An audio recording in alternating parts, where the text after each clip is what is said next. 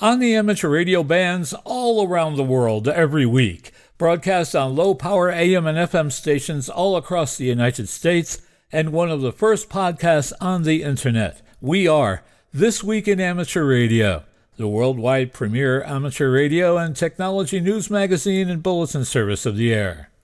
Here are the stories for release around the earth as we come to air with edition number 1409 of This Week in Amateur Radio. Amateur radio operators across New England help forecasters with real-time data during the Northeast blizzard. The League publishes the 2026 Winter Section Manager election results. We will have them for you. The Community Ham Clock backend server is now available. The ARRL names ICOM America official sponsor of the ARRL Year of the Club. The Artemis II launch is delayed for at least a month due to repairs. The Radio Amateurs of Canada select their Amateur of the Year. AMSAT membership now includes their new Getting Started guide. The FCC now requires that FRN contact information be updated within 10 days of a change. The 3Y0K de-expedition to Beauvais Island is underway. The National Council of Voluntary Examiner Coordinators Question Pool Committee issues revisions to the 2026 through 2030 Technician Question Pool. And Future Geo, an amateur radio geostationary satellite, continues to be a topic of discussion. We will have all the details coming up in this week's report. These headline stories will come to you in a moment along with this week's special features. We'll visit with Bruce Page, KK5DO, and get an update from AMSAT and what's new with all of those amateur satellites in orbit. Australia's own Onno Benschop, VK6FLAB, and Foundations of Amateur Radio will tell us how to go about documenting your shack setup. Our own amateur radio historian, Will Rogers, K5WLR, returns with another new edition of A Century of Amateur Radio. This week, Will takes us back to 1924, where we find that for nearly a year, hams had been operating in their first assigned band of wavelengths, 150 to 200 meters. They had also been experimenting below 150 meters by special government permission. The story continues in part 3 of a 4-part episode entitled 6 Segments Sans Spark. And we will stop by and visit with Bill Sawyers, AJ8B in the DX Corner, with all the latest news on DXpeditions, DX upcoming contests, and more. That's all straight ahead, as North America's premier amateur radio and technology news magazine and bulletin service, This Week in Amateur Radio, takes to the air right now. Reporting from our headquarters studio here just outside of Albany, New York, where we're finally above 40 degrees, I'm George, W2XBS. And reporting this week from our news bureau in downtown Syracuse, New York, from station K2MST inside the Museum of Science and Technology. Stop by and say hi sometime. I'm Chris Perrine, KB2FAF. Reporting from our news bureau in Salem, Ohio, this is Denny Haight, NZ8D. And reporting from our news bureau in Rochester, New York, along the southern shore of Lake Ontario, I'm Dave Wilson, WA2HOY. And reporting from our news bureau just outside Rochester, New York, along the southern shore of Lake Ontario, this is George, Kilo Charlie 2, Oscar X-Ray Juliet. Reporting from beautiful Bradenton, Florida, where I'll be participating in the ARRL International DXCW contest this weekend, I'm Mike Nikolich, K9DXM. Coming to you from a rather nippy but still sunny Space Coast in Florida, I'm Ed Johnsen, W2PH. And reporting from our New York News Bureau, I'm Eric, Kilo Delta 2, Romeo Juliet X-Ray. And reporting from our Catskill Mountain outpost in upstate New York, where recent warm temperatures are melting the snowbanks, the maple sap is running, and it's officially the start of mud season. I'm Don Hulick, K2ATJ. And reporting from our news bureau in Fayetteville, Arkansas, where we're on the weather roller coaster of temps. I'm Will Rogers, K5WLR. Hello, everyone. Before we get into this week's newscast, I'd like to tell everyone that This Week in Amateur Radio now has its own Discord server. That's right, a place online where we can discuss everything technology and amateur radio. So join us. Just go to Discord on your computer or download the Discord app on your portable device and search for TWIAR or This Week in Amateur Radio. We look forward to seeing you on the new This Week in Amateur Radio Discord server. Leading off our news this week, a historic blizzard paralyzed much of the Northeast in late February, and amateur radio operators were on the air to help forecasters keep track of the storm's impact. Southeastern New England was one of the hardest hit areas. ARRL Eastern Massachusetts Section Emergency Coordinator and Boston Area Skywarn Coordinator Rob Macedo, KD1CY, provided this summary. A severe blizzard left its mark on the southeast New England area with massive amounts of snow, vehicles and even plows getting stuck, damaging winds, gusts to hurricane force causing more than 350,000 customers to lose power in Massachusetts and Rhode Island, and some coastal flooding issues at high tide. The blizzard broke Rhode Island State's record for snowfall with 37.8 inches of snow in Providence. Aries Skywarn nets across the southern New England area were activated with the WX1BOX amateur radio team to support the National Weather Service Boston and Norton office, as well as local and state emergency management and broadcast media with timely updates on the storm. We had Aries Skywarn nets activated on every 1 to 2 hour basis, providing snowfall, wind gust, wind damage, and coastal flood reports. The nets were very active with great participation, allowing a comprehensive situational awareness. We also interacted with many non-amateur radio Skywarn spotters via social media. Reports of snowfall as high as 43 inches in Tiverton, Rhode Island, and 41 inches in Fall River, Massachusetts, were received from Skywarn spotters. Macedo's hometown of New Bedford, Massachusetts, recorded 37 inches of snow. Amateur radio Skywarn nets were active on over a dozen repeaters across southern New England, along with the New England Amateur Radio VoIP reflector system, with snowfall, wind damage, and wind gust reports. The amateur radio net plan for Massachusetts was sent into Massachusetts Emergency Management in an ICS 205 to ESF 2 as part of a closer working relationship with State Emergency Management. Well over 1,000 reports were generated from these nets and shared with partner agencies and the media. Eastern Massachusetts Aries was placed on standby on Sunday, February 22nd, for any partner agencies and to augment and enhance support for the Aries Skywarn nets for participation.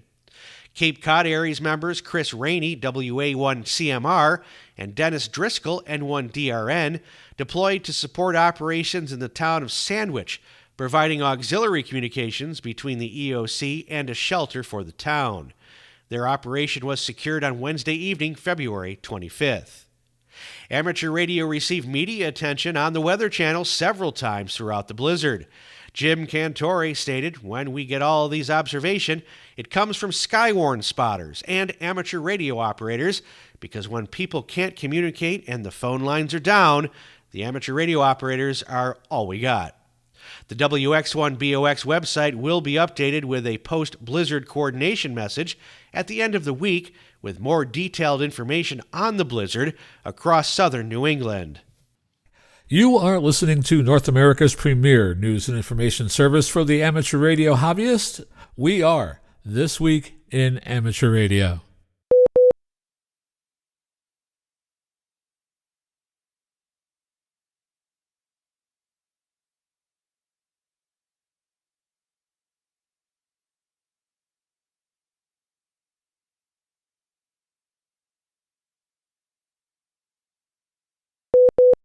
Two ARRL section manager elections that were conducted this winter came to conclusion on Tuesday, February 24th, when ballots from North Carolina and Virginia were counted at ARRL headquarters. To bring us all up to date with the latest election results, we go to League headquarters where John Ross, KD8IDJ, files this report. The North Carolina ARRL members re-elected were Marvin Hoffman, WA4NC, and David Nicholson, NA2AWE. Hoffman has been the section manager of North Carolina since April of 2000. His new term of office starts on April 1st, 2026, and extends through June 30th, 2028. Meanwhile, in Virginia, Mike Amone, WA8AHZ, and Terry Buzzard, KA8TNF, have been elected. Amone has been the Virginia section's affiliated club coordinator since 2022 and is the current board chair for the Vienna Wireless Association. His term of office begins April 1st, and it runs through June 30th, 2028. Jack Smith, KE4LWT, the current Virginia section manager, will be concluding his term of office on March 31st, 2026. Smith has led the Virginia field organization since April of 2022. The following incumbent ARRL section managers did not face opposition and were declared elected for their upcoming new terms of office, which begin April 1st, 2026, that extend through June 30th, 2028. John Fritchie, K2QY, Eastern New York. Houston Polson, N5YS in Louisiana, Bruce Krypton, AG6X in San Diego, Christian Stallkamp, KI0D in South Dakota. Nominations for section managers in Eastern Pennsylvania and Pacific sections will be resolicited in the April 2026 issue of QST, since no nominating petitions were received by the recipient deadline in early December of 2025. There's more to read about these elections, and you can do that at arrl.org. Bob Wilson, W3BIG, who served as ARRL Eastern Pennsylvania section manager since 2023, decided not to run for a new term of office. In the ARRL Pacific section, Alan Manchin, AD6E, has decided not to run for a new term of office as section manager after serving since 2023. ARRL has appointed Heather Flewelling, AH7RF of Honolulu, to be the ARRL Pacific section manager starting April 1st, 2026. She has been the assistant section manager since 2023. Wes Tester, K2AHU, was appointed in early January to be the ARRL section manager of the Virgin Islands. Tester of Christiansted, who had been assistant section manager since 2018, succeeds Fred Kleber, K9VV, who is moving out of the section. Kleber served as section manager for 13.5 years. And finally, Daryl Davis, KT4WX, has been appointed as ARRL West Central Florida section manager as of February 1st, 2026, to fulfill the current term of office after Jimmy Russ, AB4KA, needed to step aside as section manager, a position that he has held since July 2025. Davis, of Fort Meade, previously served as section manager from 2015 through 2020. The first known community back-end server for HamClock is now available for all HamClock users. The project, a free community back-end server, has now become available. The website hamclock.com makes HamClock's continued functions available for free following a successful reconfiguration of the clock to the new server. The functions include, among other things, weather pressure maps, Aurora map generation, Ham News headlines, real-time PSK reporter spot data, vocap propagation reports, and KP index from the National Oceanic and Atmospheric Administration. The functions are made possible through the work of Bruce Edrich, W4BAE, who built the project upon the Open HamClock backend.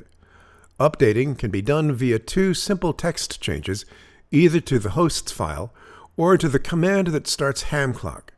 The project is independent of the feeds from the original site, clearskyinstitute.com. It is one of several developments as forks of the Open HamClock backend created by Brian Wilkins, KO4AQF, and Austin Parsons, KN4LNB. Brian said that installation instructions and other information can be found on GitHub. The popular Shack accessory was left in limbo after the recent death of its creator, Elwood Downey, WB0OEW. Without a new back-end service, its varied functions were scheduled to stop working in June. ARRL has announced that ICOM America is the official sponsor of the ARRL Year of the Club, supporting the initiatives that spotlight and strengthen ARRL-affiliated clubs throughout 2026. John Ross, KD8IDJ, has more. The ARRL Board of Directors designated 2026 as the Year of the Club, recognizing the essential role that local amateur radio clubs play in building community, mentoring new operators, and delivering public service at the grassroots level. This nationwide focus celebrates clubs as engines of civic engagement and increases public awareness of the amateur radio service through local connections across the United States. Amateur radio clubs are the backbone of the hobby, said Ray Novak, N9JA, Senior Sales Manager at ICOM America. ICOM works closely with them to support education, growth, and engagement. Strong clubs create strong communities, and ICOM is proud to support them. ARRL has emphasized the broader impact of the initiative. The Year of the Club places a spotlight on the vibrant community of radio clubs, said ARRL CEO David Minster, NA2AA. By investing in clubs, ICOM and ARRL are reinforcing the local foundation of amateur radio, where mentorship begins, technical skills are shared, and public service takes root, said Minster. I'm John Ross, KD8I-DJ. Through its sponsorship, ICOM is supporting content that highlights the work of radio clubs in QST, ARRL newsletters and publications, and through resources and activities designed to help clubs thrive.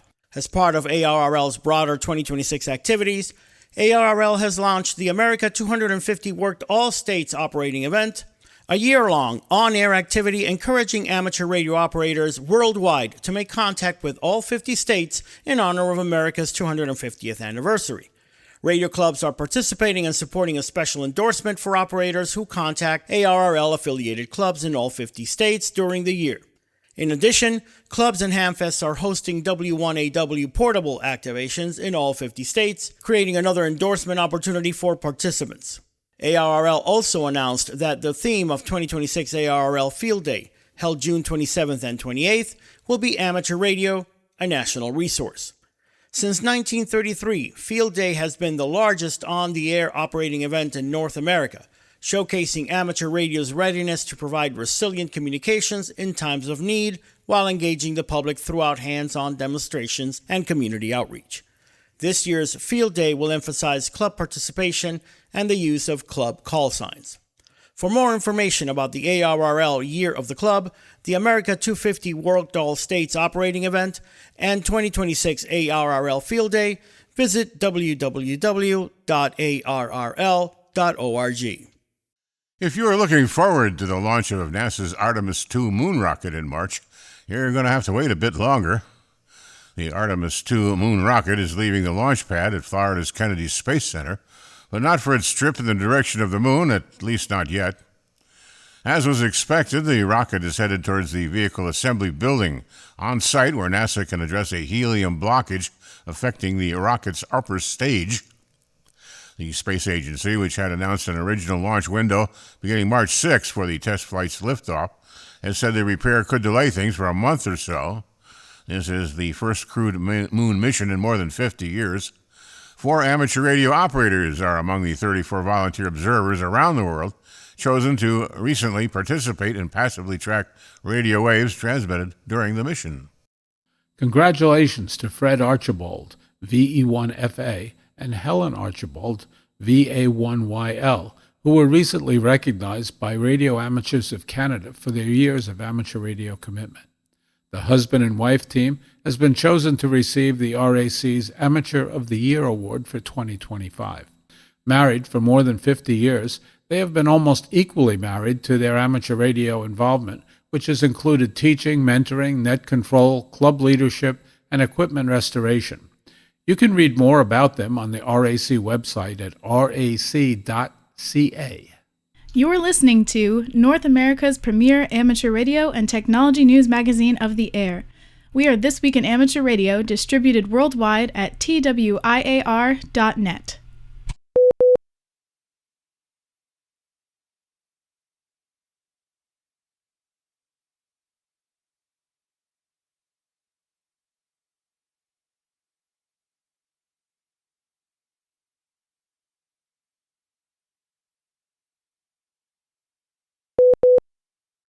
The National Conference of Volunteer Examiner Coordinators, or NCVEC, Question Pool Committee has released a February 19, 2026 revision to the new 2026 through 2030 Technician Class Question Pool. Questions drawn from that pool are valid for exams given on or after July 1, 2026. The revision includes minor wording clarifications to 4 questions in the pool. The revised questions are T1C01, T5A05, T7A09, and T0A10. These updated questions have been incorporated into the published Technician Question Pool documents and are available on the NCVEC website. The 2026 through 2030 Technician Question Pool will be in effect from July 1st, 2026 through June 30th, 2030. The current Technician Pool is only valid through June 30th, 2026. The ARRL Volunteer Examiner Coordinator advises the amateur radio community to regularly check the NCVEC website at www.ncvec.org for updates to the question pools, which may include errata and withdrawn questions. The ARRL reports that the Federal Communications Commission adopted changes to its rules to require that every holder of an FCC registration number, or FRN, update their contact information in the CORS system. This includes email and postal addresses, and it must be done within 10 business days of a change. To fill us in on all the details, we go to League headquarters, where John Ross, KD8IDJ, files this special report. Because every FCC licensee, including amateur radio operators, must have an FRN to file applications, this requirement applies to all licensed amateurs. FRN contact information is handled separately and apart from contact information related to a license in the license manager system.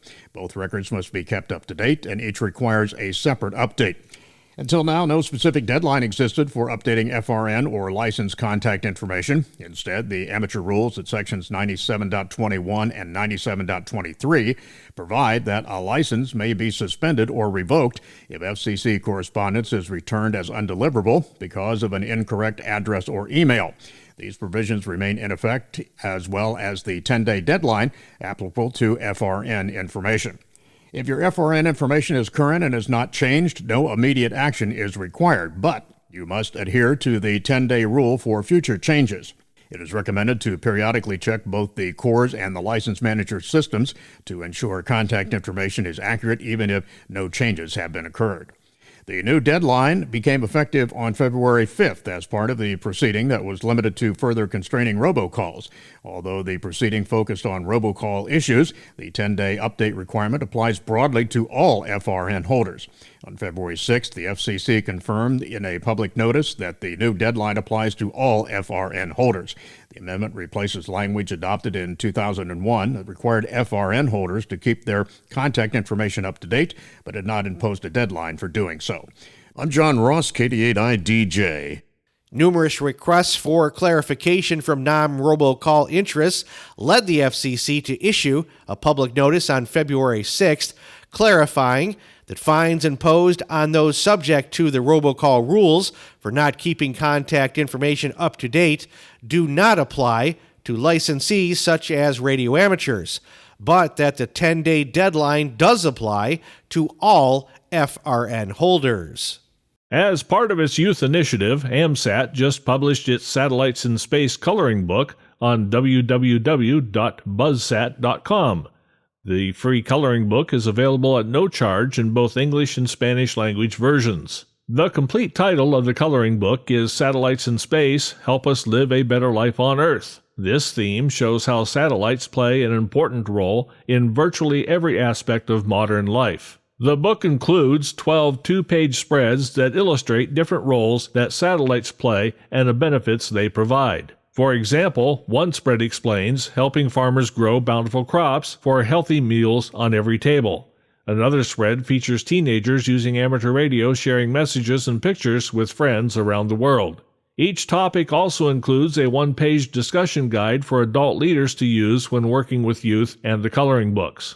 Frank Karnauskas, N1UW, AMSAT Vice President of Development, explains, "We have produced the coloring book for several reasons. First, it is the right thing to do. We must educate and encourage youth to become active contributors in satellite and communications technology. Second, it helps us satisfy part of our responsibilities spelled out in AMSAT's Articles of Incorporation to encourage skills even at the earliest stages of our youth development. Third, it begins to develop an awareness in young people of amateur satellites and amateur radio. We, of course, won't convert every young person into an amateur radio operator and an AMSAT member, but we will get our fair share. The earlier we start, the better our chances. There are two very unique aspects of AMSAT's youth initiative. First, it is a community-based program. The materials are designed so that any parent, scouting leader, amateur radio club, or teacher can use the materials as they stand. It does not require buy-in by a school system to get started. The second unique feature is that although its ultimate goal is to interest kids in amateur satellites and amateur radio, the materials appeal to a broader spectrum of youth interests. If they have an interest in current events affecting our planet, or in their future careers, we have at least begun a dialogue with which we can nurture their possible interest in satellites and communications technologies. And if we haven't won them over along the way, at least we have educated them in some aspects of STEM and perhaps even inspired them. The Spanish language version of the coloring book is our first step in attempting to publish the coloring book in as many languages as there are AMSAT sister organizations. I am interested in exchanging ideas with representatives of AMSAT organizations around the world to help make this happen. AMSAT thanks Amateur Radio Digital Corporation for a generous grant to make this project possible. Persons interested in viewing the coloring book and perhaps downloading copies for the kids can learn more at www.buzzsat.com. AMSAT is offering a limited-time promotion for new and renewing members. That includes a free digital copy of Getting Started with Amateur Satellites. The promotion is being offered as AMSAT begins the 2026 membership year. Anyone who joins or renews their AMSAT membership during the promotional period will receive a download link for the latest edition of Getting Started with Amateur Radio Satellites in their membership confirmation email.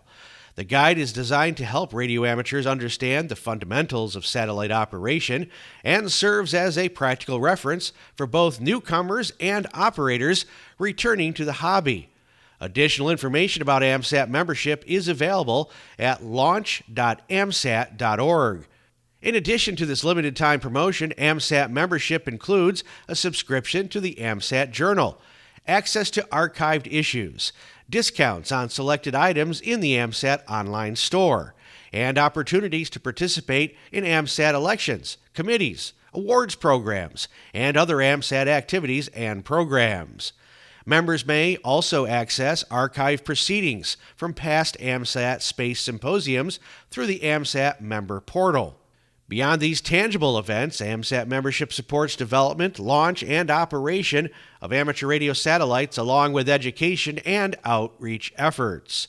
Joining AMSAT is not just about individual benefits, it is about being part of the community that builds and operates amateur satellites for radio amateurs worldwide. As AMSAT looks ahead to 2026, the promotion helps launch another year of growth and opportunity for amateur radio in space. The 3Y0K team departed Cape Town earlier this week aboard the Danish registered vessel Argus from ice tugs beginning the 1,500 nautical mile transit to Bouvet Island. Argus completed scheduled maintenance and survey work prior to our arrival in Cape Town, ensuring full readiness for the voyage. Earlier this week, the expedition helicopter was loaded, inspected, and secured on deck. Both the vessel and the aircraft have successfully passed all required inspections. We appreciate the strong commitment demonstrated by the pilots, mechanic, expedition guides, and vessel crew as we move forward together as one team to make this a successful expedition. The captain and crew are performing excellently, and the team is enjoying good meals prepared by the ship's chef. Despite encountering rough seas during the first day at sea, preparations continue aboard as we expect to arrive at Bouvet Island on February 26th at approximately 8 local time. We pause for stations along the network to identify.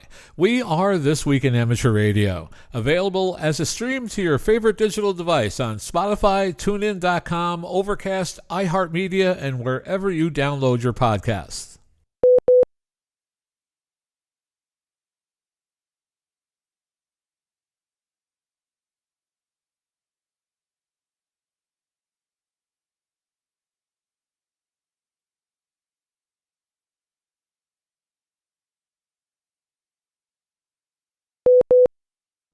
Hello and welcome to the DX Corner for your weekly dose of DX. I'm Bill, AJ8B.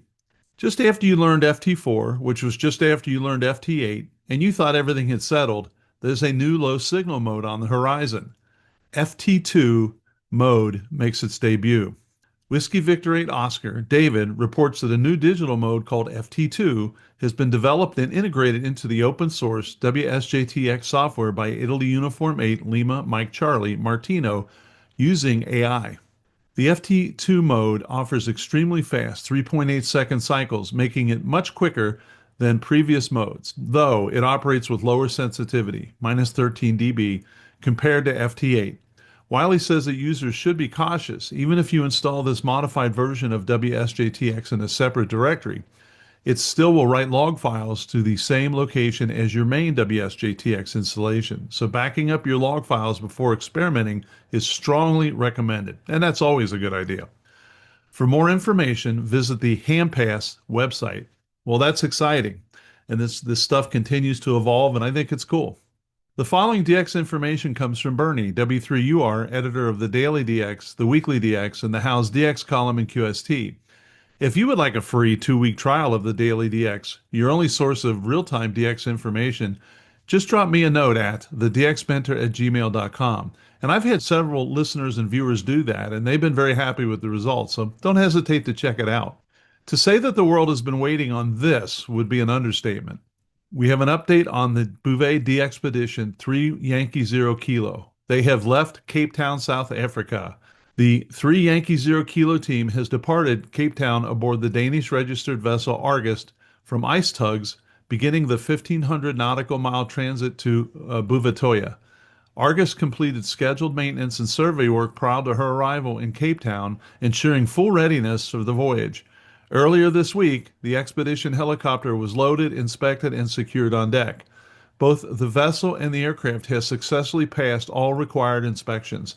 We appreciate the strong commitment demonstrated by the pilots, mechanics, expedition guides, and vessel crew as we move forward together as one team to make this a successful expedition. The captain and crew are performing excellently, and the team is enjoying good meals prepared by the ship's chef. Despite encountering rough seas during the first days at sea, preparation continues aboard as we expect to arrive on Bouvetoya somewhere around February 26th at 8 o'clock local time. Further updates regarding our band plan and DQRM strategy will be shared as we approach the island. We extend our sincere thanks to all contributors for your continued support. 7-3 from the 3 Yankee 0 Kilo team, and that is exciting. We have a couple African DXpeditions. From Nigeria, which is 5 November. Bodo, Delta Fox 8 DX, will be in Abaju, Nigeria, working at the Voice of Nigeria broadcasting station from March 1st to the 10th, so just a few days from now. Operating under his new call sign of 5 November 7, Quebec Bravo Radio, he plans to be active on the air as time allows and will participate in the ARRL DX single sideband contest. More on that later. Using 100 watts and possibly Voice of Niagara's large curtain antenna, out of which he will get about 19 dB gain, which is pretty serious, he will operate CW sideband and FT8 on 10 through 80 meters. QSL are expected via LOTW, Direct, Bureau, or OQRS after the activity. For more information, see his QRZ.com profile for 5 November 0 Oscar Charlie Hotel and 5 November 7 Quebec, and those are previous calls. And we also have Ghana, 9 Golf. Arno, Delta Lima 1 Charlie Whiskey, is QRV until March 3rd, so just a few more days. He is mostly on CW with some RIDI possible through March 3rd. He is running 100 watts to a dipole and plans to be active on 80 through 6 meters. QSL via LOTW and via the Bureau to Delta Lima 1 Charlie Whiskey. We have a expedition to Vanuatu, which is Yankee Juliet. Juliet Kilo 1, Juliet X-Ray Zulu, also known as Alpha 35JK and T2JK, Aki, will be active from Port Vila of Vanuatu as Yankee Juliet 1, Juliet X-Ray Zulu from March 15th to April 3rd. He will operate on the 80 meters through 6 meter bands with activity after 5 p.m. Vanuatu time on weekdays and all day during weekends. Check his QRZ.com webpage, which is Yankee Juliet 1, Juliet X-Ray Zulu, as he will update it as specific dates and details are confirmed. We have an update on the KP5/NP3 Victor India Deshusheo Island DXpedition, and this seems to have been going on forever, which is great. As reported last week, KP5/NP3VI, the Deshusheo DX Island DXpedition, has been extended to March 3rd, so just a couple more days. As of February 25th, they had exceeded the 97,000 QSO milestone, quote, all generated using our fully solar-powered, unattended remote deployment units, end quote. Quote, as we enter the final phase of the operation, we remain focused on providing opportunities for stations that still need KP5 for an all-time new one. We respectfully encourage those who already have KP5 confirmed to operate in the spirit of sharing this rare entity by allowing room for stations still seeking it. The cooperation of the DX community has been essential in maximizing new contacts. To further support this effort, we have added an extra hour of FT8 operations specifically looking for ATNOs in Europe. This additional window is intended to take advantage of propagation opportunities and give more stations a chance to log KP5 before we go QRT. Operating schedules continue to be carefully balanced around the solar energy availability, battery reserves, and propagation paths to Europe, Asia, and other regions while maintaining reliable, continuous service, end quote. And they have done a masterful job. Hats off to Otis and the team. Boy, what a job.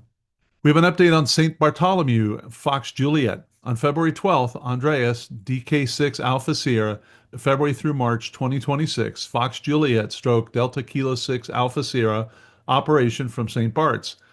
He's QRV on CW, FT4, and FT8 on 3.5 through 6 meters, including participation in the ARL International DXCW contest. And you can QSL via DK6AS either direct or via the Bureau. Well, here's an update on yet another African DXpedition, J5, which is Guinea-Bissau. We have over 25,000 QSOs in the log after the first 24 hours of operation. That's amazing. We've already logged more than 5,000 QSOs in CW, only some 100 plus sideband QSOs yet. However, many more CW and sideband QSOs are to come in the coming days. Don't worry. Antenna-wise, today the combined 160 and 80 meter antenna went up, as well as the Aziloop receive antenna and the beverage on ground. We also found and replaced a defective PL259 barrel connector in the coax to the 60 meter inverted V. On 40 meters, we detected some man-made noise, about 50 hertz, from the neighboring property. We will go there shortly and discuss with the owner. Later on, we shall clean up the place, stow away all the things we don't need, and finally be ready for a smooth, around-the-clock, 24/7 operation. I'll tell you already they've done a good job, and 25,000 Qs in the first 24 hours is just amazing. From Greenland, which is Oscar X-ray, we have this. Until March 9th, Bo OZ1 Delta Juliet Juliet will be active as Oscar X-ray 3 Lima X-ray from AMSAT City Island. During this period, please note that this is not a DXpedition, but rather a business trip, so activity may be limited, but it's always good to get Greenland in the log. From Mauritius and Rodriguez, which is 3 Baker 8 and 3 Baker 9. So far reported as 3 Baker 8 Golf on 2015 and 10 CW is operator Victor Uniform 3 Oscar Papa Tango, also known as Oscar Mike 0 Golf Alpha, Savarna. This is a 48-day trip, February 11th to March 30, with the Rodriguez portion, the call sign being 3 Baker 9 November, and then another 48 days, April 3rd to May 20th. That portion will be held from Port Mathurin and Rodriguez. It appears that he also plans to visit Sri Lanka and Bangladesh in the second half of 2026. And of course, if I have any details on that, I will certainly pass them along. And finally, we have an update on Minami Torishimi, which is a Japanese island, which isn't, I wouldn't say it's rare, but it's not common. And the designator for that is Juliet Delta 1 stroke Mike. Taki, Juliet Golf 8, November Quebec Juliet, will be working again on Minami Torishima as Juliet Golf 8, November Quebec Juliet stroke JD1, now until mid-May, operating with 50 watts and an HB9 CV style 2-element antenna. And you can QSL Taki via Juliet Alpha 8, Charlie Juliet Yankee. And he's a great operator. Boy, he's just fun to listen to. This week, the DX Mentor YouTube episode will feature Hal, W8HC. Hal will be discussing the 9U1 radio uniform DXpedition that logged almost 180,000 QSOs. Give it a watch and let me know what you think. And it's on YouTube under the DX Mentor. And now we have contest updates. The ARL International DX Contest single sideband will be held March 7th and 8th. The exchange for WVE stations is a signal report in their state or province. The exchange for DX stations is a signal report and power as a number or abbreviation. For instance, it might be 700 for 700 watts or just the letter K if it's a kilowatt. Logs are due within 7 days after the event is over, and they do not give you any grace period. Logs may be submitted either online or via email, but electronic Cabrillo logs are the preferred method. And I can tell you, do not wait. Get that log in. And if you decide to work that, let me know how you do. Until next week, this is Bill, AJB, saying 7-3, and thanks to my XYL Karen for her love and support. I hope to hear you in the pile-ups. Have a great DX week. You are listening to North America's premier news and information service for the amateur radio hobbyist. We are This Week in Amateur Radio.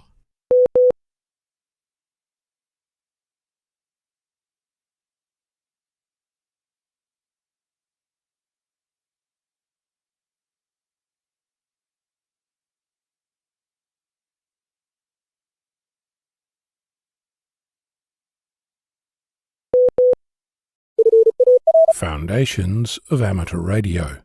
Possibly the single most important thing that separates science from fiddling around is documentation. Figuring out how to document things is often non-trivial, and me telling you that, unless you wrote it down it didn't happen, only goes so far. If documentation isn't your thing, what about, I broke something and I don't know how it was before I fiddled, as an incentive instead? Recently, I had cause to explore how to document how my station is configured. To give you a sense, the microphone is connected to a remote rig which is connected to a Wi-Fi base station over Wi-Fi to a Wi-Fi slave, to another remote rig, to the radio body, to the VHF port, through 2 coax switches, a run of RG213 to an antenna. When receiving, it goes from the antenna to a run of RG213, through 2 coax switches, to the VHF port, to the radio body, to a remote rig, to a Wi-Fi slave, to a Wi-Fi base station, to a remote rig, to the remote head, to a set of headphones. Of course, at this point I've written it down, so job done, right? Well, what about the data connection, the external speaker, the remote head display and other goodies, say nothing of the duplicate devices with similar names? All in all, the FT857D has something like 11 ports. Each remote rig has 10.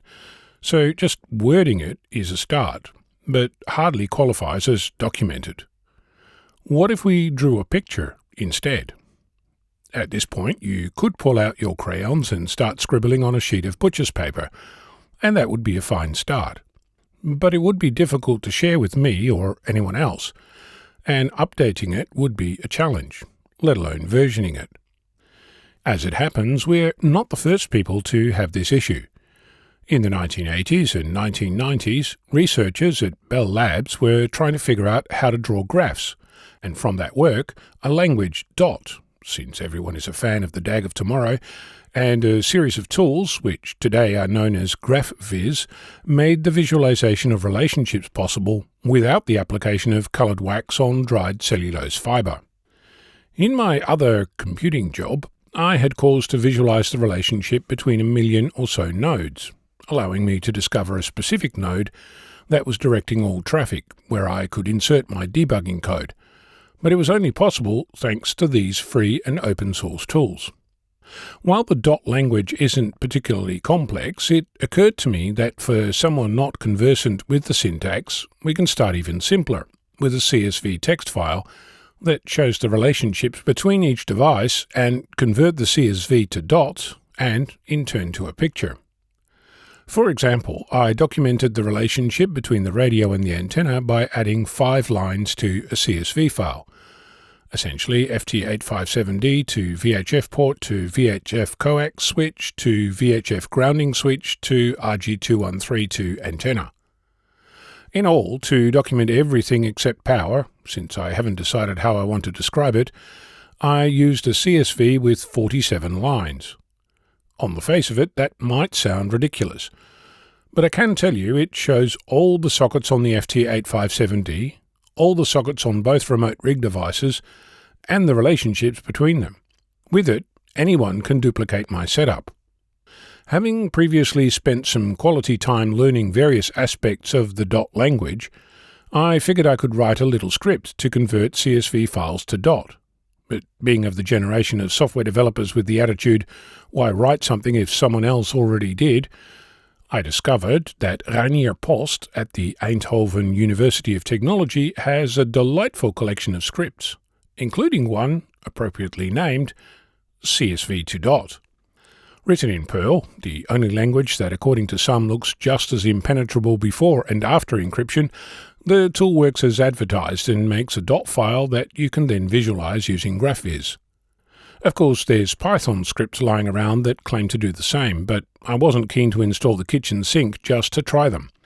Instead, I made a quick little Docker file that you can find on my VK6FLAB GitHub repository that will walk you through this, complete with my example, so you have a starting point. Now, I use this here to describe my station, well, one part of it, but it can easily extend to document your entire station. And because we're talking about text files that contain the information, anyone with a copy of a text editor can update the file when things change, since that's where the real magic happens. So, what are you waiting for?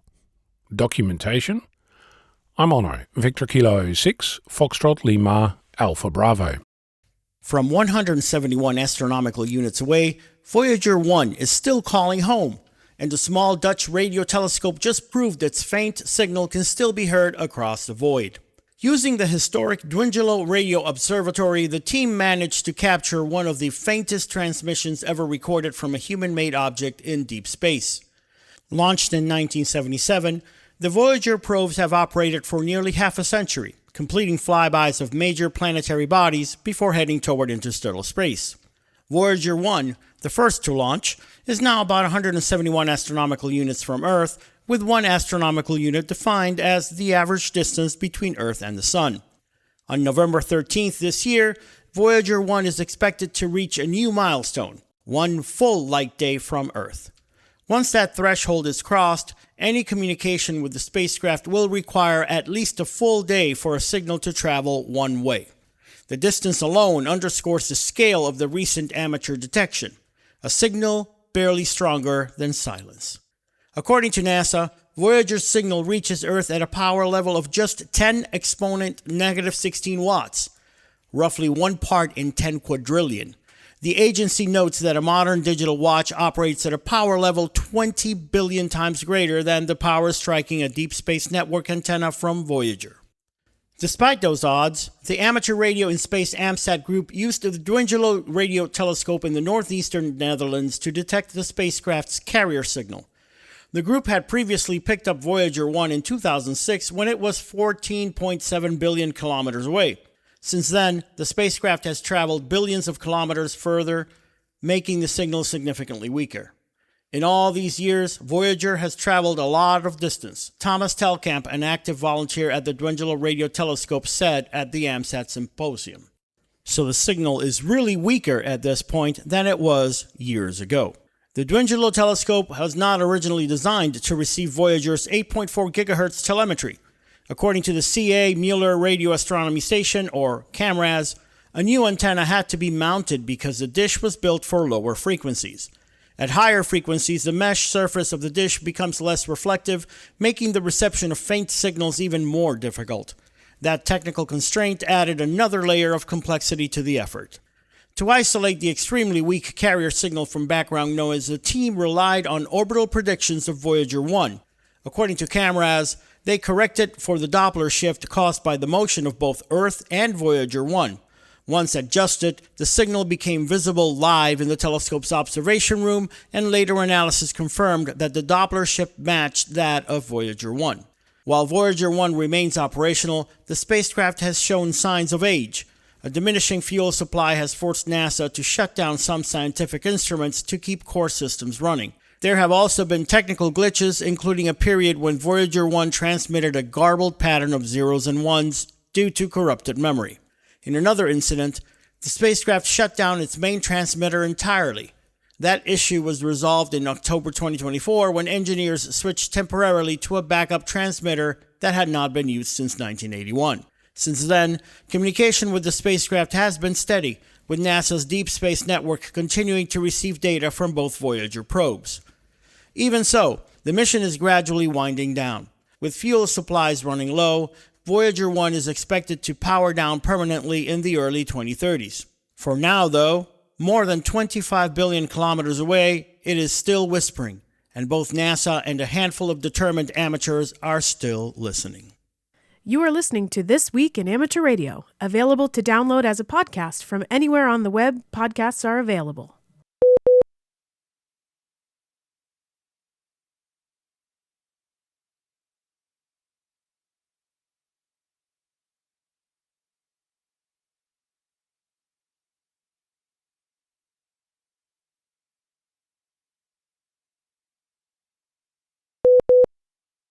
Welcome to the 51st segment of Ham Radio History, a century of amateur radio, Ham's organizations, events, inventions.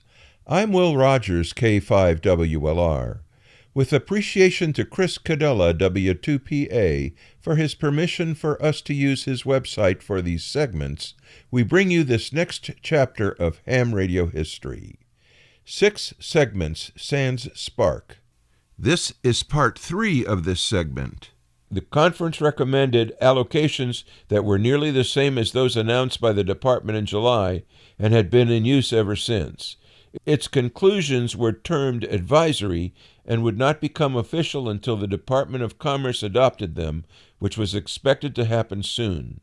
As Warner wrote, all the wavelengths from 0 to 3,158 meters were allocated for 1 year, anticipating annual conferences for continual review.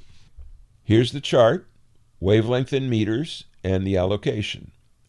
0 to 4.7 meters beam transmission, 4.7 to 5.3 meters amateur, 5.3 to 16.7 meters beam transmission, 16.7 to 18.7 meters public service and mobile, 18.7 to 21.2 meters amateur, 21.2 to 25.8 meters public service, 25.8 to 27.3 meters relay broadcasting exclusive, 27.3 to 30 meters public service, 30.0 to 33.3 meters relay broadcasting exclusive, 33.3 to 37.5 meters public service and mobile, 37.5 to 42.8 meters amateur and Army mobile, 42.8 to 51.7 meters public service, 51.7 to 54.5 meters relay broadcasting exclusive, 54.5 to 60.0 meters public service, 60.0 to 66.7 meters relay broadcasting exclusive, 66.7 to 75.0 meters public service and mobile, 75.0 to 85.6 meters amateur and Army mobile, 85.6 to 103.3 meters public service, 103.3 to 109.2 meters relay broadcasting exclusive, 109.2 to 120 meters mobile, 120 to 137 meters aircraft exclusive, 137 to 150 meters point-to-point non-exclusive, 150 to 200 meters amateur, 200 to 545 meters phone broadcasting exclusive. Broadcasting was again the conference's main concern. In addition to the previous vacating of 450 meters by marine users, 300 meters was freed up, resulting in a continuous broadcasting band from 200 to 545 meters, adding 30 new channels. A committee was already in the process of assigning specific wavelengths to broadcast stations. It would process according to classes. Class 1, the best stations, 545 to 280 meters. Class 2, 275 to 214. Class 3, 211 to 205. 5 channels were set aside specifically for small stations transmitting less than 100 watts. The displaced distress and marine users got 5 wavelengths above 600 meters, along with the 1579 to 2500 meter band. And in support of broadcasting networks yet to come, it was believed that nationwide broadcasting by interconnection of stations deserved every encouragement and stimulation, and to that end, the conference recommended the appointment of a continuing committee to work out necessary plans for its accomplishment. The amateur allocations were later changed slightly to make them harmonically related. This was done to avoid interference that might result from the generation of harmonics from an amateur band falling onto wavelengths assigned to other services. The same scheme was applied to the other services too. This emphasis on managing harmonics was proposed by Dr. A. N. Goldsmith of the Allocations Committee, where the motto was, "Everybody must eat his own mush." Maxim officially represented amateur radio on the important Allocations Committee, with ARRL Secretary Kenneth Warner as an alternate and Vice President Charles Stewart as an additional advisor. Besides Maxim, the amateur subcommittee included Stewart, Warner, Professor C.M. Jansky of the University of Minnesota, Edwin Armstrong, and several other notable hams with professional ties to commercial radio. This committee recommended allowing the use of all amateur allocations under a single license, implicitly doing away with special licenses. To partly address interference concerns, they recommended that phone and ICW be allowed only on 170 to 180 meters, and that there be no provision for spark anywhere. Interrupted CW, a modulated CW signal using a chopper to make it audible in a non-oscillating receiver. They further recommended that loose transmitter coupling to the antenna be required to minimize harmonic generation, and that using receivers capable of also emitting signals should be discouraged. And as a matter of operating procedure, they endorsed the confirmation of the League's system of intermediates for international identification. Equally important as their direct participation on the Allocations Committee, the hams also had a friend in Secretary Hoover who specifically instructed the committee to take adequate care of the amateurs. Allocations were thus made in an atmosphere in which the undoubted disapproval of certain commercial interests was necessarily subdued, observed Warner. Hoover was so overtly appreciative of all that amateur radio had done and placed such emphasis on preserving it that one might also suppose that during his leisure moments he was a radio amateur himself, wrote electrical engineering professor A.E. Kennelly of Harvard. For more information, refer back to the previous chapter, Call Sign Confusion. Kennelly highlighted 2 interesting characteristics of the new allocations. One was that the ratio of highest to lowest frequency in each band was 1.143, with the exception of the 150 to 200 meter band. Secondly, as Goldsmith had remarked at the conference, all of the other new bands were even harmonics of that lowest frequency band. The same scheme applied to all radio services to ensure that harmonics always occurred within the bands of the same service that produced them. Kennelly's more prosaic and wordy version of Goldsmith's mush remark was, as one member of the conference expressed the master colloquially, each service should be charged with the duty of consuming its own harmonic excrescences. He then reiterated the common understanding that waves of shorter length were only readily absorbed by land and sea than the longer ones, proven by experiment. Long waves, therefore, should always have an advantage in long-distance communications. Still, he admitted, it was a fact that 100-meter waves crossed the oceans at night with very little power, and no satisfactory explanation had yet been proven. He speculated that the answer might lie in the existence of an upper atmospheric conductive layer, as first suggested by scientists in 1902. If the transition from non-conducting to conducting was sharp enough, the absorption might be minimal and perhaps favor the shorter waves. This is only one of the many and debatable questions which today cannot be answered, but which the work of amateurs may be able to find an answer for in the future, predicted Kennelly. We'll continue this segment next week. Included in this material are quotes from the following. K.B. Warner, the Third National Radio Conference, QST, December 1924, page 16. C.B. DeSoto, 200 Meters and Down, the American Radio Relay League Incorporated, 1936, page 99. A.E. Kennelly, The Conference in Relation to Amateur Activities, QST, December 1924, page 18. With our thanks to Chris Cadella, W2PA, for the use of his website, Ham Radio History, A Century of Amateur Radio, Ham's Organizations, Events, Inventions, I'm Will Rogers, K5WLR, reporting for This Week in Amateur Radio. You are listening to This Week in Amateur Radio, available as an on-demand stream from Spotify, Deezer, and wherever podcasts are available.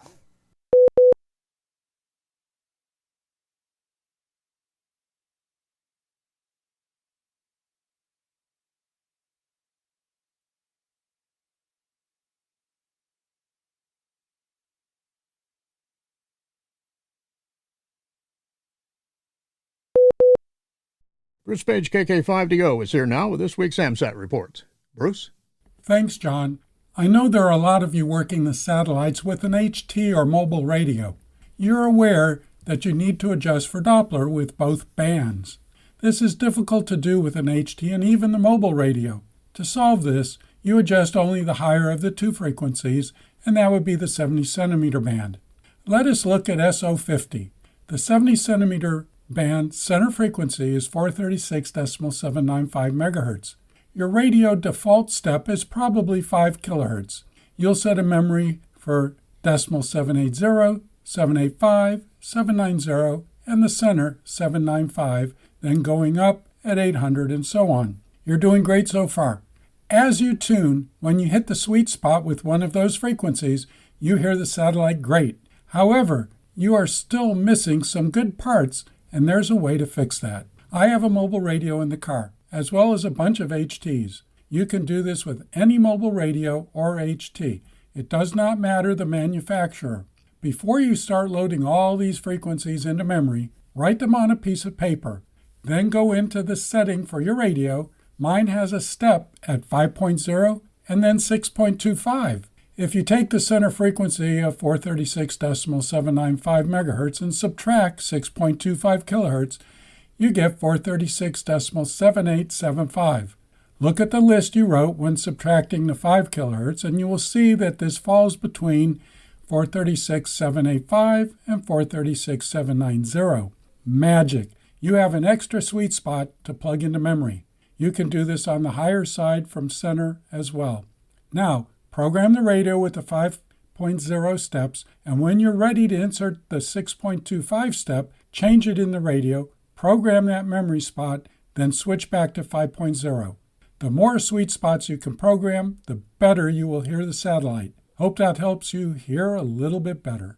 This is Bruce Page, KK5DO. Back to you, John. And thanks, Bruce, for that report.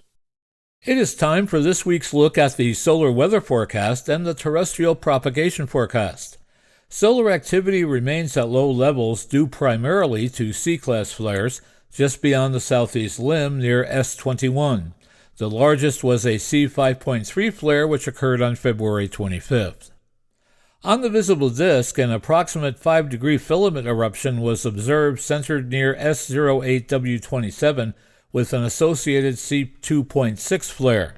The eruption was accompanied by a Type 2 radio sweep of 595 kilometers per second and possibly two related coronal mass ejections first observed in ST Acor-2 imagery beginning on February 25th.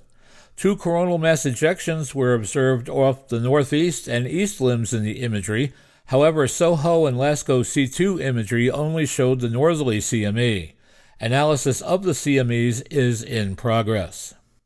Solar activity is likely to remain at low levels on February 25th through the 27th with a slight chance for isolated M-class minor to moderate flares as the bright regions currently seen at the east limb rotate onto the visible disk. Solar wind parameters continued to show coronal hole high-speed stream influence. Solar wind speed ranged from 530 to 650 kilometers per second. Conditions are likely to remain disturbed by the negative polarity coronal hole high-speed stream influence on February 25th and 26th, returning to normal levels on the 27th as high-speed stream activity wanes. Between February 22nd and 24th, there was not a single spot on the solar disk, which last happened less than 4 years ago. The maximum of the 25th cycle is behind us, while the years 24 through 25 can be considered the years of maximum cycle. At the same time, the Sun is in a key phase of reversing its magnetic field. This process is a natural part of the 11-year solar cycle, usually occurring asymmetrically. The northern and southern hemispheres of the Sun may reverse at slightly different times, with the process taking several months. The magnetic field in the polar regions of the Sun gradually weakens until it completely breaks down and reforms with the opposite polarity. The next 11-year solar minimum, the transition between the current 25th and future 26 cycles, is expected in 2030 and 2031, when the Sun's magnetic field will stabilize again and the star will enter a quiet period. A more precise date for the minimum will only be possible to determine at the end of the decade based on the current development of sunspots. Looking ahead, during the first week of March, solar activity should gradually increase and then decrease in the following week. Changes in the intensity of the solar wind will have the greatest impact on the development of shortwave propagation conditions. For a prediction of these changes, it is recommended to monitor the position and area of coronal holes and, in particular, solar flares that will be located near their edges. For more information concerning radio propagation, visit the ARRL Technical Information Service, read a quick guide to HF propagation using solar indices, and check out the propagation page of Carl Loetzelswab K9LA. And remember that for customizable propagation charts, you can visit the Voice of America CAP Online for Ham Radio website. Just ahead in radio sport this week, February 28th, the UBA DX contest, that is CW. February 28th as well, the North American QSO Party, that's RIDI, digital. February 28th, the NA Collegiate Championship, RIDI, digital. February 28th, the South Carolina QSO Party, that's CW Phone and digital.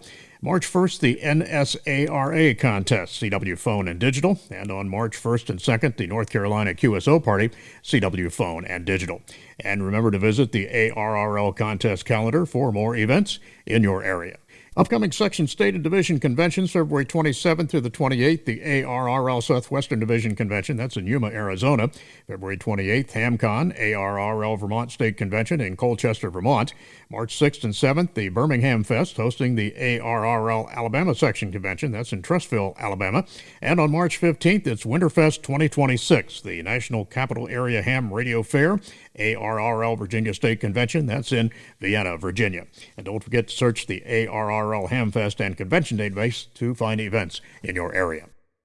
A solar-powered high-altitude balloon was launched recently by middle schoolers in Florida, and though it weighed only 15 grams, it carried an ambitious agenda for science. Accompanied by their parents and some school staffers, 63 students at the Sky Academy in Englewood, Florida, watched on February 18th as their little Skytracker Pico balloon soared away from the Earth with the help of hams from the Englewood Amateur Radio Society. Equipped to communicate via APRS, the balloon transmits such data as time, date, altitude, ascent, humidity, grid square, and of course its call sign, November 4, Echo Alpha Romeo 1. The launch was a first for the students who are in the school's STEM program, and it was the first partnership of its kind for the Amateur Radio Society, said its president, Bill Reed, Kilo 7, Whiskey Whiskey Romeo. The students have been able to track its international journey on their smartphones and on a big screen in their classroom. Bill went on to say that the students aren't the only ones who have been immersed in this project. He said, "Our club members are very excitedly tracking the balloon. It has generated much excitement as we are wondering how our baby is doing. We are hoping for at least one circumnavigation of the globe. At that time, the balloon was nearly over Africa and well on its way. That's a particular point of pride for the club's officers who supported this first-time collaboration with the school. It opens up the world, even as the little balloon soars high above it. If you want to track the balloon, visit aprs.fi and enter the call sign November 4, Echo Alpha Romeo 1. Meanwhile, if you're a student who's also a licensed amateur, you now have an excuse for looking out the window or staring up at the sky. AMSAT has declared the first and third Tuesday of each month to be STOTA Day. That's Students on the Air Day. Starting in March, students everywhere in the United States will be encouraged to get out there and make as many QSOs by satellite as they can and work as many satellites as they can. Have fun, just don't do this in the middle of class. You are listening to This Week in Amateur Radio, available to download as a podcast from anywhere on the web podcasts are available.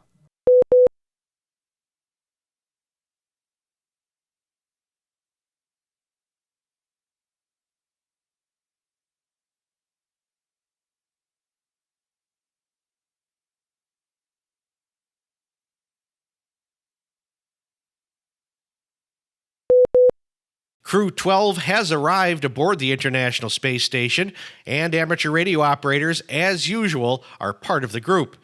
The ISS is back to its customary occupancy of 7 people following the arrival on Saturday, February 14th of Crew 12. They are NASA astronauts Jack Hathaway, KJ-5 NIV, and Jessica Meyer, as well as European Space Agency astronaut Sophie Adenot, KJ-5 LTN, and Russian cosmonaut Andrei Fedyev. In addition to the expected schedule of the Eris contacts, Crew 12 will be kept busy with a variety of studies, including how physical characteristics have an impact on blood flow during spaceflight, as well as a look at on-demand intravenous fluid generation for space missions to follow. The Federal Communications Commission is looking for qualified applicants for field agents in 7 Enforcement Bureau offices across the United States, including Atlanta, Georgia, Boston, Massachusetts, Chicago, Illinois, Dallas, Texas, New Orleans, Louisiana, New York, New York, and Portland, Oregon. Incumbents will resolve radio frequency interference, educate users, and enforce regulations. The GS levels for this position have been expanded to GS7, opening the opportunity for new college graduates. 1 year of work experience is not required for this position. Closing date is March 2nd, 2026. Field agents will perform and direct field work in matters of importance to communications involving safety of life and property. They will serve as a point of contact for FCC licensees, including the U.S. government, in matters of fixed and mobile radio direction finding and interference resolution. In addition, they will participate in unique enforcement and engineering projects that have regional or national applications. Successful candidates will operate and understand all technical equipment typically used in the field, including RF spectrum analyzers, field strength meters, RF field survey meters, and radio receivers. They will maintain contact with and assist other federal agencies, foreign counterparts, and local law enforcement organizations concerning interaction and utilization of the radio spectrum for both authorized and unauthorized activities. Responsibilities include initiating official notices of violation, warnings, notices of apparent liability for forfeiture, and other orders to radio operators and licensees to bring unsatisfactory or violative conditions to their attention as a result of monitoring, investigations, and inspections. They will independently initiate correspondence or other communications with complainants and radio users concerning the enforcement functions of the office and region. Other responsibilities include participating in regional emergency planning meetings, serving as the local expert in emergency communications restoration, participating in Federal Emergency Management Administration conducted training exercises, and serving on the ESF-2 task force and deployments as necessary. Finally, successful candidates will participate and assist in the planning of Bureau enforcement and compliance workshops for persons associated with the various industries and radio services the Commission regulates. The salary range is $57,736 to $158,322 per year, depending upon the qualifications and experience. Retired school science teacher and AMSAT volunteer Eric Sonnenwald, N2XSE, has been hard at work finishing AMSAT's third online course, Satellites and Pollution Control. The first two courses published, Introduction to Satellite Meteorology and Satellites and Climate Change, have gone through their initial test reviews and are now fully active. The Pollution Control course is online, but not promoted until its review cycle is completed. Two additional courses, Satellites and Conservation and Satellites in Wildfire Fighting, are nearing completion and will be online shortly. These courses are designed for teenage students and are available at no charge to any parent, group leader, or teacher. Future titles planned include Amateur Satellites, Building a Ground Station, Satellite Telemetry, Broadcasting, Navigation, Point-to-Point Communications, Space Exploration, Research in Space, Search and Rescues, and many more. Persons who are subject matter experts in any of the above fields or any other topics that you think are important to STEM education are invited to email volunteer to amsat.org. The AMSAT Youth Initiative has a great working team and welcomes more volunteers to help stimulate youth interest in amateur satellites and amateur radio. Try the online courses at www.buzzsat.com. It is time for this week's edition of AMSAT Satellite Shorts from all over. And we begin this time out with information on FlatSat-1. FlatSat-1 is a hardware-based training platform designed to be vulnerable on purpose. It's built for hackers, engineers, and space enthusiasts who want to dive deep into space-grade systems, learn cybersecurity concepts, and prototype their own payloads. The board contains an RP2040 MCU for comms and simulation, two SX1262 LoRa radios for realistic space-ground communication scenarios, LIS-2DH 3-axis accelerometers for sensor data emulation and tampering challenges, and a BME-280 environmental sensor for telemetry testing. All firmware and documentation is open source. Boards are scheduled for availability on April 30th, 2026, but pricing information is not yet announced. Next up, the Civil Aviation Authority of the Bahamas has approved the resumption of Falcon 9 first-stage touchdowns in the nation's waters. The decision ended a lengthy review spurred by a test flight mishap with SpaceX Starship mega rocket, which rained debris down on parts of the island nation nearly a year ago. SpaceX can land its rockets in the Bahamas again and will do so very soon if all goes according to plan. In our final AMSAT short this week, a new SpaceX tool for tracking satellites and other objects in low Earth orbit could help prevent future satellite collisions, and it's attracting significant industry interest by requiring users to provide data on their own satellites. The system, known as Stargaze, uses the star tracker cameras on SpaceX's near 10,000 Starlink satellites to image objects in low Earth orbit, creating a detailed map of where everything is at any one time. That information could make a huge difference in avoiding satellite collisions. CWops is pleased to announce it's now accepting nominations for this prestigious award for the year of 2026. The purpose of the award is to recognize individuals, groups, or organizations that have made the greatest contribution toward advancing the art or practice of radio communication by Morse code. Candidates for the award may be one or more of the following: authors of publications related to CW, CW recruiters, trainers, mentors, coaches, and instructors, public advocates of CW, organizers of CW activities, designers and inventors who advance the art or practice of CW, and finally other contributors to the art or the practice of continuous wave. Nominations may be made by anyone and not limited to CWops members. Nominations should be emailed to awards@cwops.org with a copy to secretary@cwops.org.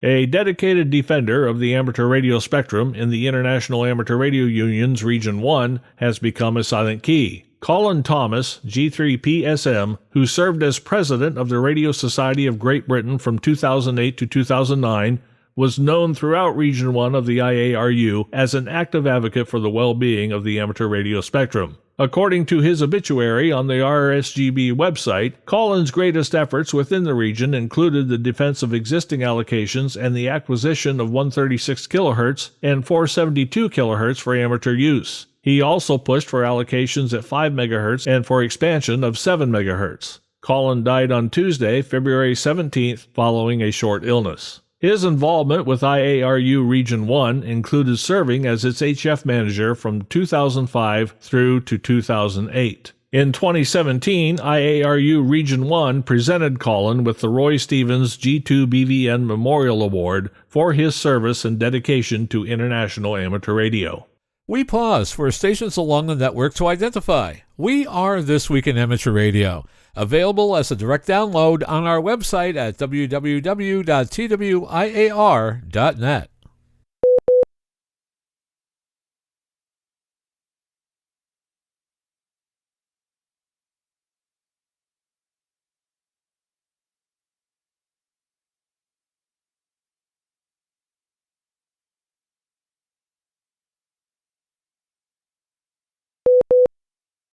A recently released HT may be the best full duplex HT available for FM satellite operations since the discontinuation of the Kenwood THD72, the Anytone AT-D90UV, which is also available as the Bridgecom Maverick and the BTEC DA-X72.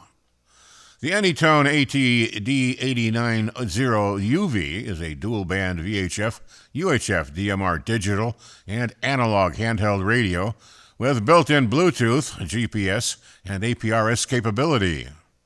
Features include airband AM receive, crossband repeater mode, and an analog scrambler and compander. It has a 1.75-inch color IFT display, allowing easy access to 4,000 channels and up to 500,000 digital contacts. The radio is powered by a 3,100 milliamp hour battery with convenient USB-C charging and upgraded 2G memory capacity. Next-generation digital narrowband functionality has also been promised as a future firmware update. A version of the firmware with NXDN support is currently available through unofficial sources. The AT-D890UV also has full satellite Doppler tracking capability that has been present in previous Anytone radios, but unfortunately this feature does not currently work in full duplex mode. There is a YouTube video with W8CPT which demonstrates its full duplex capability on SO50, showing no apparent dents while operating in the VU mode. The Anytone AT-D890UV is available from most amateur radio retailers for around $300. As of this writing, DX Engineering expects to ship orders on February 23rd, while Ham Radio Outlet has a limited stock at their Anaheim location.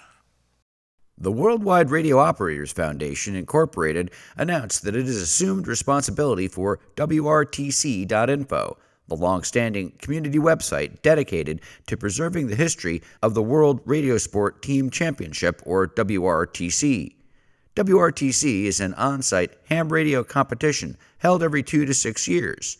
Previous WRTCs have been held in Seattle in 1990, San Francisco in 1996, Slovenia in 2000, Finland in 2002, Brazil in 2006, Russia in 2010, Boston in 2014, Germany in 2018, and Italy in 2023.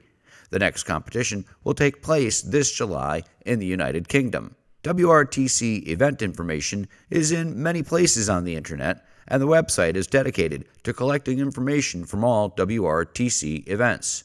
This site matters, said Doug Grant, Kilo 1 Delta Golf, Worldwide Radio Operators Foundation Vice Chair and Secretary of the WRTC Sanctioning Committee.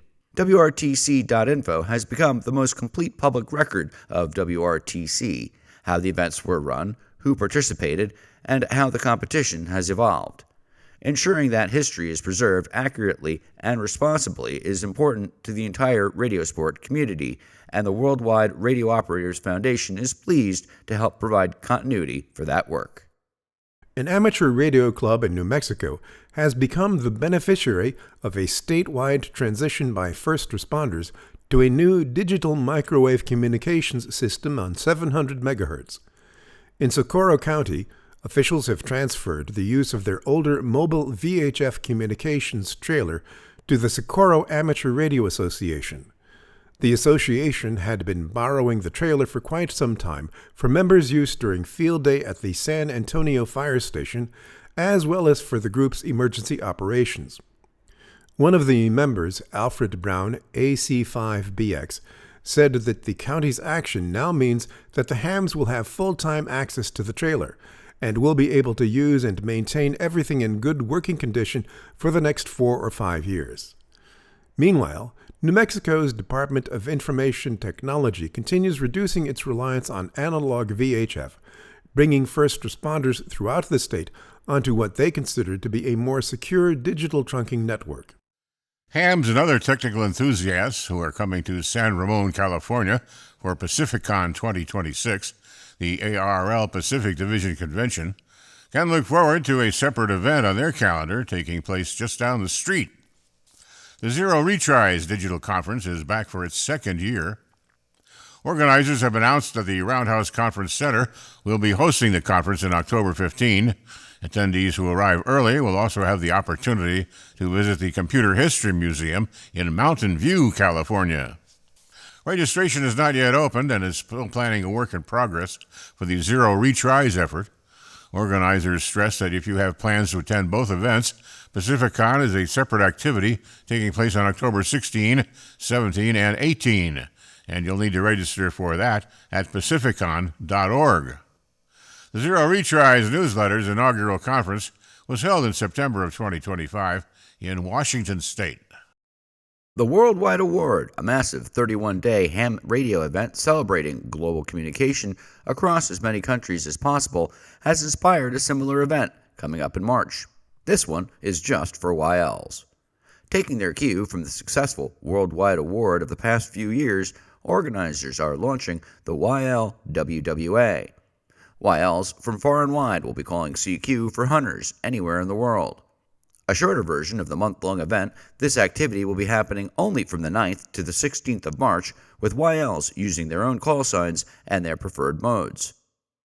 Veronica, Delta Lima 4, Victor Echo Romeo, the international liaison for the event, said that the idea had been born at Ham Radio Friedrichshafen last year in a discussion between Max, India Whiskey 1, Foxtrot Romeo Uniform, and Haight, Delta Lima 3, Hotel Delta, representing the German YLs.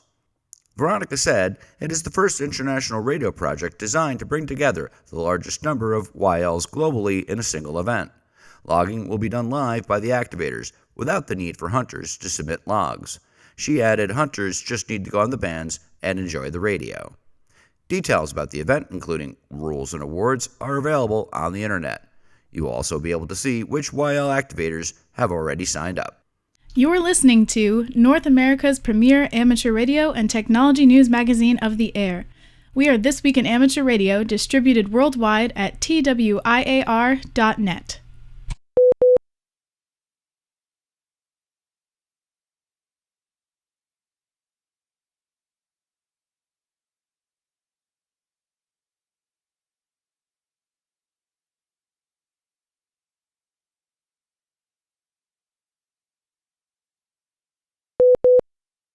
And wrapping us up for this week, it's been several months since we've heard movement regarding the future GEO project, but events scheduled in 2026 appear to be keeping the geostationary satellite project top of mind among the amateur radio community.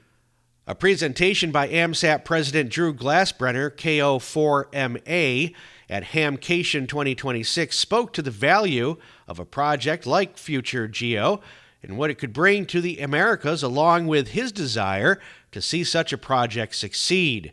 Glassbrenner touched on the financial requirements of a GEO satellite project, while at the same time recognized organizations such as ARDC that have publicly expressed a desire to help fund a GEO satellite project. The roughly 6-minute segment can be viewed on YouTube. At AMSAT DL's Bochum Space Day in March, Frank Zeppenfeld, PD0AP, of the European Space Agency, is scheduled to give a presentation focused on future GEO. Details are unknown, but it could mirror similar lectures given by Zeppenfeld in the past.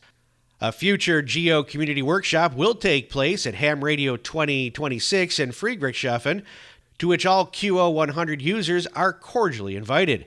This event offers ideal preparation for the QO100 user meeting on the same evening. At the same time, we want to use the expertise of all participants to successfully future develop the Future Geo project on behalf of the European Space Agency. This Week in Amateur Radio is holding open auditions for news anchors for the weekly national worldwide amateur radio news service. If you have a good radio voice and can reliably read provided news copy, we are looking for you. This, of course, is an all-volunteer position. An amateur radio license is not required.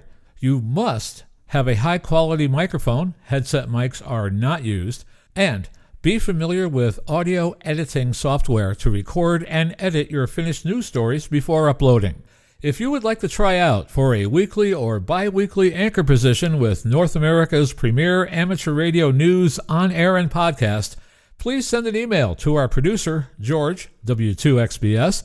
You can include a sample MP3 of yourself reading news copy sent as an attachment to W2XBS77@gmail.com. That's whiskey, the number 2, X-ray Bravo Sierra 77@gmail.com. Be sure and use Anchor Audition in the subject line. Please include your phone number and a good window of time for a callback to discuss your submission and our operating logistics to see if This Week in Amateur Radio is a good fit for you. We hope to hear from you soon. Many of the news and information items heard in this edition of This Week in Amateur Radio have been provided by the American Radio Relay League, the ARRL Audio News Service, and the ARRL Letter, AMSAT, the Radio Amateurs of Canada, the Shortwave Listening Post, the Federal Communications Commission, the Radio Society of Great Britain, and Ofcom, the South African Radio League, the International Amateur Radio Union, the Wireless Institute of Australia and the Australian Communications and Media Authority, the New Zealand Association of Radio Transmitters, the Amateur Radio Newsline, the Rain Hamcast, Eric Guth, 4Z1UG and QSO Today, QRZ.com, the International Telecommunications Union, the 425DX News, Parks on the Air, and the Soda Reflector, and various news sources on the Internet. This Week in Amateur Radio is heard around the country and around the world on great repeater systems like the CQ0 UTRZ repeater on 439.175 MHz in Sierra Aristal in Portugal, covering Porto to Lira. With special thanks to all our weekly news sources and to you, our listeners, that wraps up this edition of This Week in Amateur Radio. If you would like to write to us, you can find everything you need, including archive editions of the news service, at our website at twiar.net. And now, for all of us at This Week in Amateur Radio headquarters and all our news team around the world, this is Will Rogers, K5WLR in Fayetteville, Arkansas, wishing you 73.